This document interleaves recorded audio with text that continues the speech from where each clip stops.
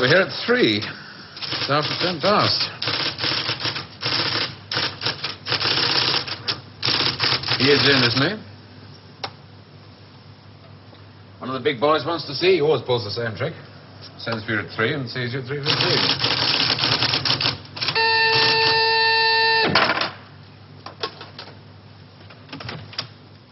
Mr. Larkin to see you, J.G.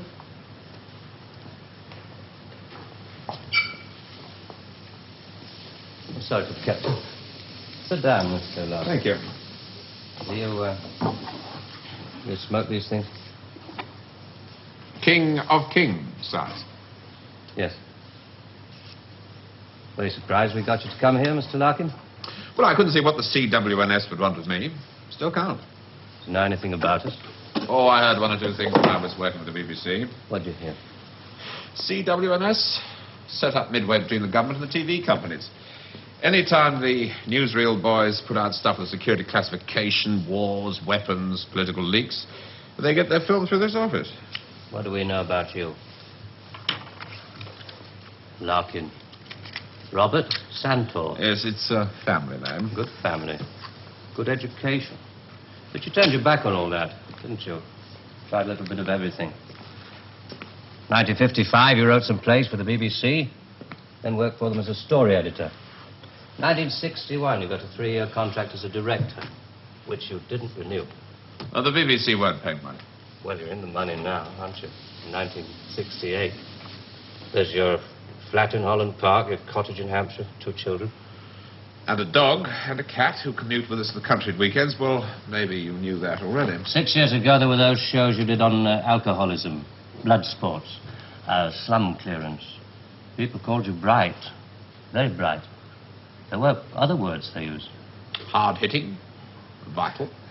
Now you do only 4 shows a year. The critics call them brilliant. They're high in the ratings, and they're, well, they're souffles. Little soft in the center. Don't think I'm complaining. Oh, you can complain if you want to. Just call it a friendly professional interest. I'd like to know what happened to alcoholism and blood sports.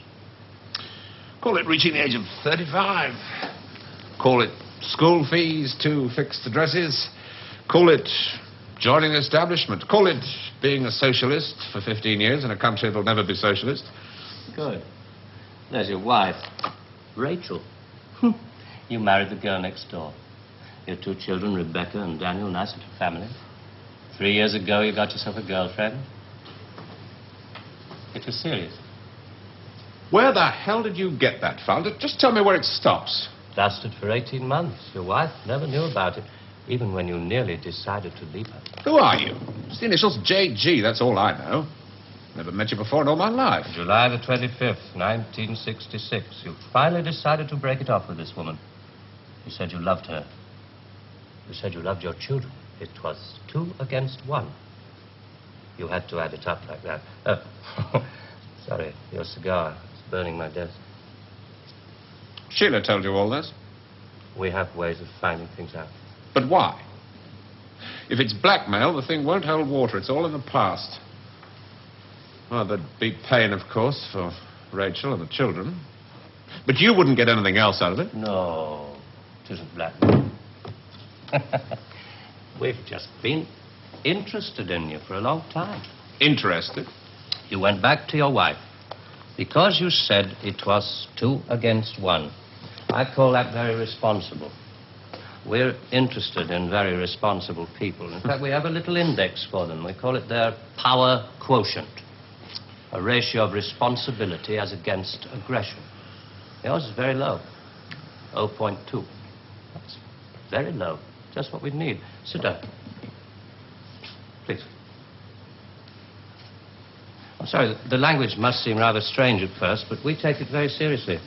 Just to show you how seriously, I'm going to tell you how we checked up on you. We call these things surgical transmitters. One was fitted inside you when you went into the Charing Cross Hospital 3 years ago. Appendix, wasn't it? Transmitter? Are you trying to tell me that you listen to every word I say? A machine does.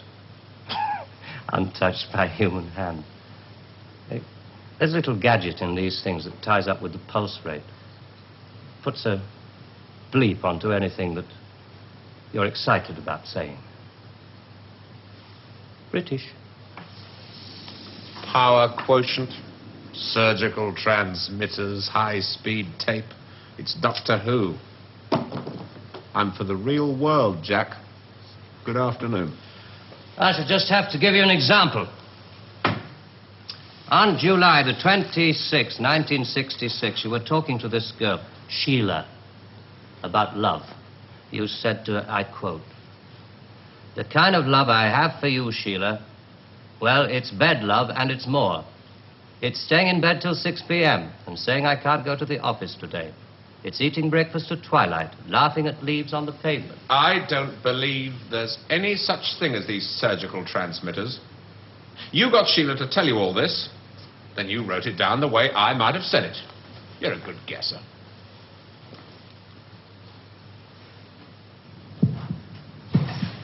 Can you hear your heart beating? It's eating breakfast at twilight, laughing at leaves on the pavement, getting a cab to a silly movie to Paris. It's moving when you're tired of staying still. And I've done it all before when I could do it with no ties. Now to just be irresponsible. So there really is one of those things inside me.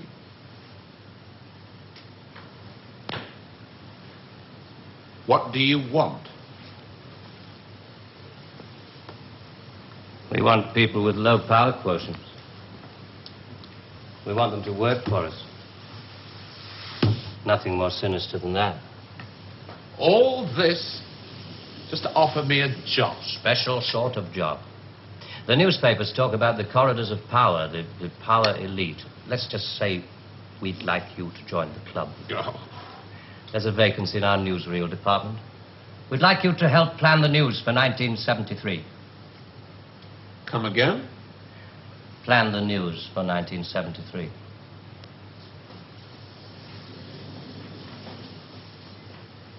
What are you doing? I just want to make sure the sunlight's real.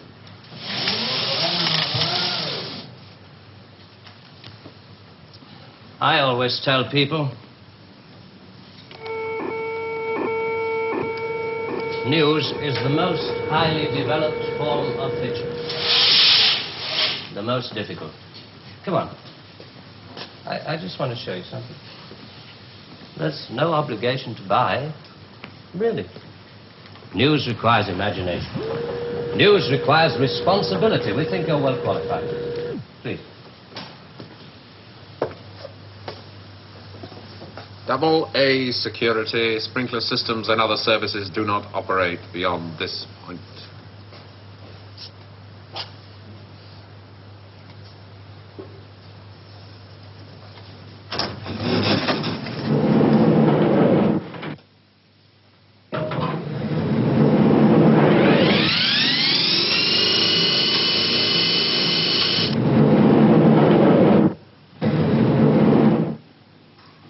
'73. We've only roughed out the news for 1973. Nothing's been given the go-ahead yet, but this is the kind of thing we have in mind.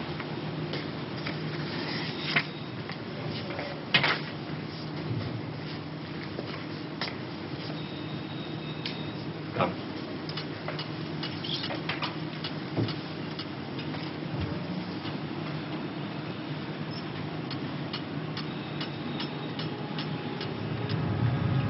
Today, April 14th, 1973. First historic pictures by Radstar of the combined U.S.-Russian landing on the moon. Shown here are Majors Webb and Mikhailovich taking their first steps into the unknown, firing their retro-rockets to land their spacecraft on the dust-covered surface. A comforting note for us stay-at-homes, both the Pentagon and the Kremlin have announced that the moon has no strategic value. A comforting note for us to stay at home.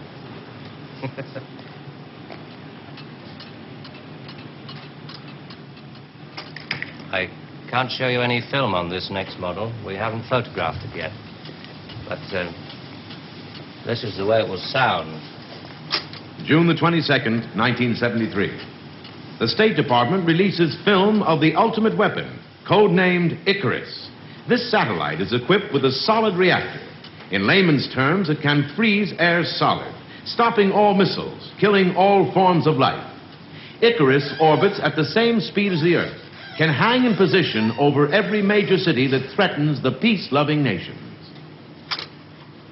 Rather proud of this one. Come on.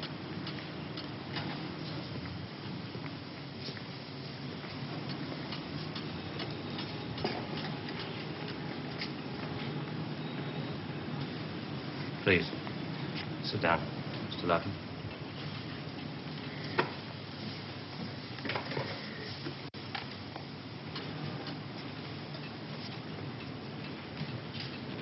September the 5th, 1973. The new phase in global warfare. War by example. At 4:32 our time, China took out the remote Indian border village of Bandar, unprotected by the Icarus network. After the first 2 5-megaton H-bombs had fallen, the 9-way hotline finally Switch had it off. effect. But This is going to happen in 1973. You're going to make this happen? No. We're going to make models, much cheaper. Then we photograph the models. Fake newsreels. That's fake newsreels. For the past 10 years, people have been looking at our fake newsreels and listening to our fake commentaries. And they accept it for the truth. And you can do it. Stop 100 people in the street. How many of them have actually seen a missile or a satellite? They're just told they exist and they believe it. Yes, you're getting there. I knew you would. Well, now, the moon rocket and the satellite, that you can get away with. That's too remote for people to grasp. It's too far away. But this... I mean, you invented this village on the Indo-Chinese border. Oh, yes. Well, somebody could check up. Very mountainous territory up there. There'll be no survivors in 1973. No rescue work. Radiation scare. Yes. You can do it. This could be the news for 1973. Not necessarily exactly like this. We only plan in detail 1 year ahead. Oh, you only plan 1 year ahead. Hey, tell me, what is the news item that's bothered you the most in the past year, 1967? Oh, well, it has to be the new American intercontinental ballistic missile, the Boy Wonder, doesn't it? Just the one I asked him to set up for you. The new ICBM, codename Boy Wonder, with a much-talked-about Mercury warhead. I haven't any special effects up here, but perhaps with the proper sound. Blast off. And Robert Larkin, television director, high IQ, 35 years old, is scared. Scared by nothing. It doesn't work. It's a scientific impossibility. The same goes for the much-talked-about Mercury warhead. Perspex. Well, if this rocket doesn't work, then the others... They have a fireworks party at Cape Kennedy almost every other day. Well, you didn't really believe there were all these things whizzing about up there, did you? Sputniks and rockets. Astronauts crossing their legs for 8 days. How long has this been going on? Since Hiroshima. And the H-bomb, you mean... that doesn't work either? Right. Dirty. Very, very dirty. What was your first reaction? Relief. Oh, yes.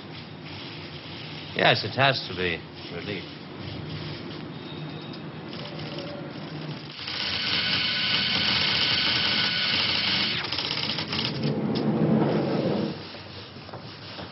Only 12 people are allowed beyond this point.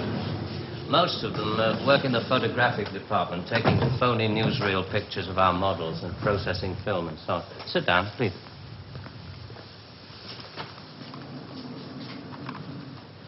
Ah, pretty pictures from our stills department. The boy wonder. Do you really think that missiles and satellites are mile-line country? No, not at all. I've only shown you the hard news. There are other things, much softer things we thought might interest you. Well? 1973, we thought it might be time for an anti-teenage movement. A long-awaited return to maturity. Sheriff. Perhaps even a religious revival. Oh, I see. You want me to arrange the grand opening of Ruislip Cathedral. 1st of October, 1973. Mark the date down in my 10-year diary. We are very serious about you. There are things about you we like very much. Qualities you have to offer. Qualities that we perhaps don't possess at the moment. That's great. Our file on you. I have to return to July the 25th, 1966, the day you broke it off with this girl, Sheila. You really did reveal rather a lot of yourself that day. But, of course, if you really mind... Help yourself. You said to her, it won't work, Sheila, and she said something, and then you said...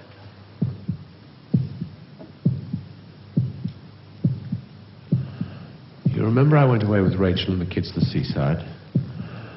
It was midweek, and this huge stretch of sand was empty. Just a circle of footprints around 3 sandcastles and tracks out to sea. The whole damn day of my family marked out in front of me. The sun was going down. Rachel kept calling the kids to get dressed. She picked up buckets and spades, corny, bloody things like that. I was up at the car. I looked at those footprints, and I knew those people were slipping away. There were things I could tell them.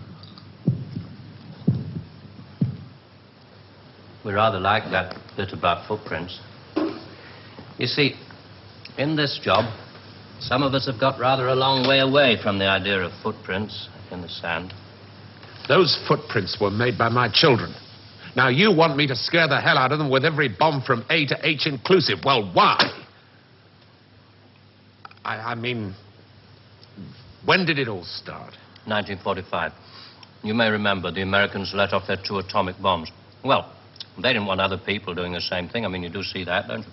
Oh, I don't know. Well, to scare the people off, the Americans put it out that the atomic bomb was halfway along the line to something much bigger, the hydrogen bomb.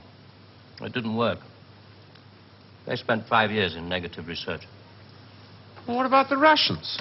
They're supposed to have quite a pile of these things. We were surprised when they started their tests. Then we got a few feelers from their Secret Service. Nowadays, we work very closely together. Oh, all these stories about spies going off to Russia. Mr. Philby, remember? Just good copy for the Sunday papers. Good copy. Well, the Chinese. I mean, they've just announced their bomb. Yeah, we played along with it. We recorded their phony explosion. We're rather hoping the Chinese will come along, complete the pattern, you know.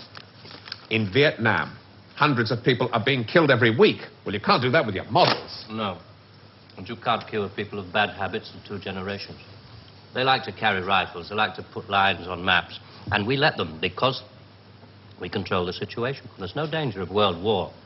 Just a simple choice for everybody. Capitalism or communism. Strawberry or vanilla. It all adds up to the same thing now we've got rid of the big bangers. Well, how can you be sure that Johnson, Kosygin aren't working on other things? Poison gases, bacteria. Pathetic man of your intelligence. You don't want to destroy the world. Neither do I. What makes you think that presidents are different? Well, they've made some pretty good stabs at it in the past. There wasn't the right sort of control then. Nowadays, we know better. Politicians are easy to control.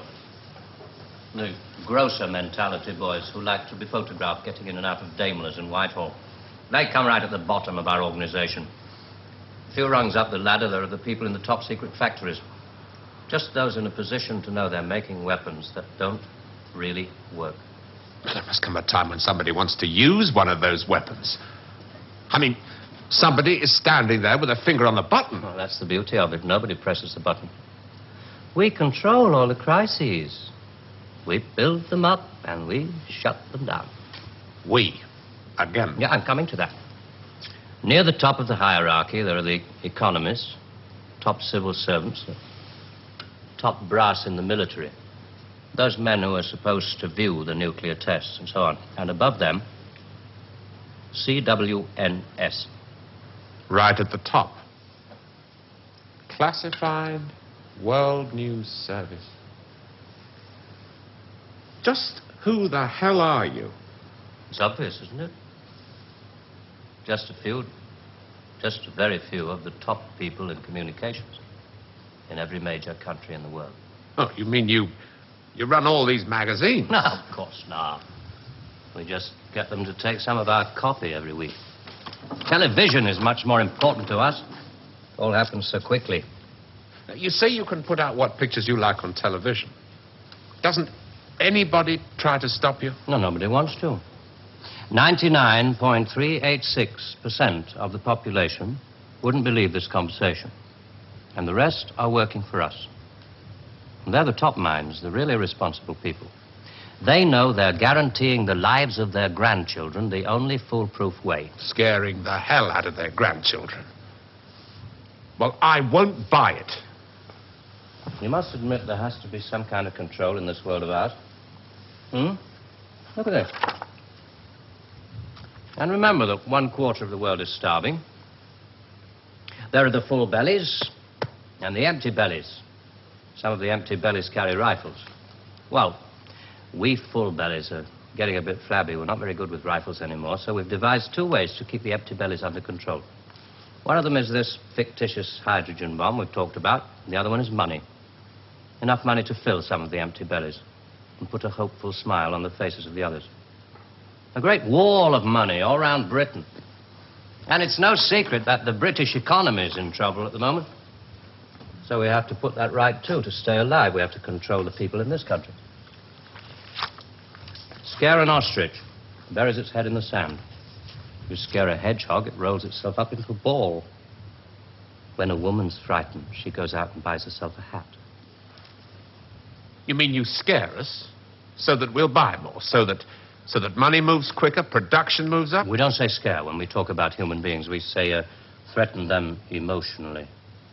And there are all sorts of ways of not just the big ones like the hydrogen bomb. Overcrowd them a little with bad planning. Sell them too many motor cars. Anything to keep them a little bit removed from reality. Nowadays, people don't work for money. They work for the idea of money. They don't even love for love. They love for the idea of love. They only hate for the idea of hate.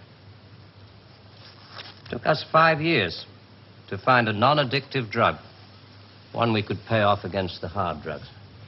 LSD. You marketed that? Oh, yes, of course. And for a very good reason. Some of these protest movements were getting a little bit too close to the mark. LSD gave them nice little hallucinations. Made them talk like 3-year-olds. Throw flowers at policemen. Shall we talk terms? You're not still going to ask me to work for you? I'm afraid I've had to put all this rather bluntly. You see, there wasn't really very much time. It must be rather a shock. Well, I mean, most people realize that the world is controlled from about 6 big cities. But it must be rather shocking to learn that a 1/6 of the world is controlled from this building. You mean you? Oh, no. I only rate an office on the 7th floor. There are 2 other offices above this one. And a giant computer system. Link number 4 in world control. A computer? And what's so remarkable about that? It's just a machine that can store a vast amount of information. A machine that knows too bloody much. Now you're being hysterical about it. The computer's very simple.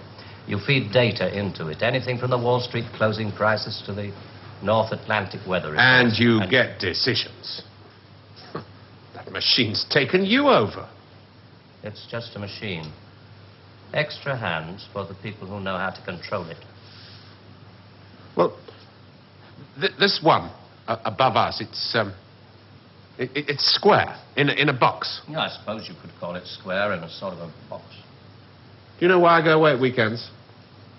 To get away from people in boxes. They live in boxes.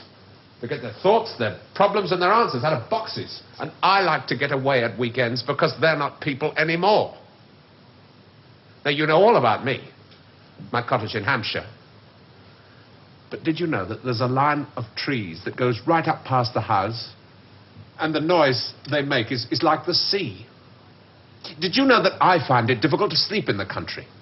And I like to go and stand in the garden before dawn, and I feel good because I know that my wife and my children are asleep inside.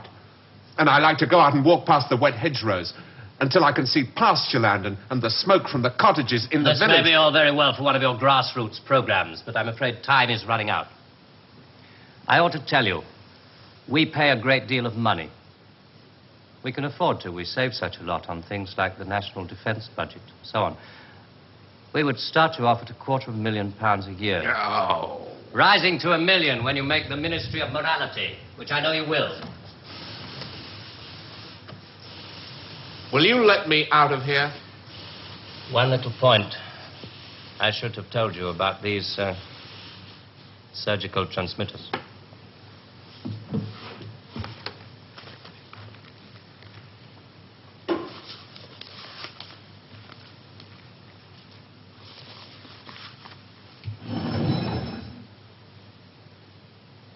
There's enough of this stuff inside you at this moment to kill 6 people. There's a button we can press. I'm sorry about the dramatics. Our boys call these things the oral contraceptive. Keeps them from talking too much. So there must be one of those transmitters inside you. Who presses the button? Extra hands. All this stuff about the computer being extra hands for the men who know how to control it. That machine controls you.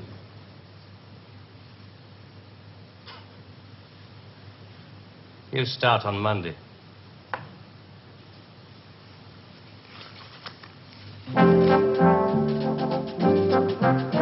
Early controversial classics from Dennis Potter next weekend with the first of the Nigel Barton plays on Saturday at 11:20. But next tonight, Tony Palmer's very personal film looking at the relationship between pop music, youth culture, money and violence. All My Loving in a moment.